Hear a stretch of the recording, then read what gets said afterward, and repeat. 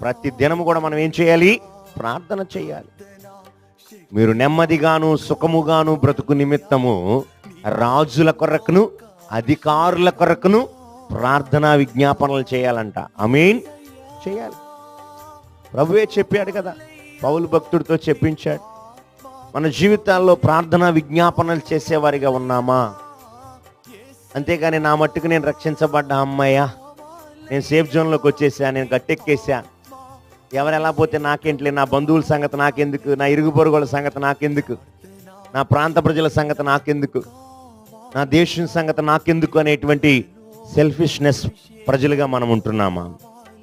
స్వార్థ ప్రజలుగా మనం ఉంటున్నామా? జాగ్రత్త. ప్రతి వ్యక్తి, రక్షించబడిన ప్రతి వ్యక్తి స్వార్థాన్ని విడిచి సమూయేలు ప్రవక్తలాగా, ఒక ప్రార్థనా పరురాలిగా, ఒక ప్రార్థనా పరుడిగా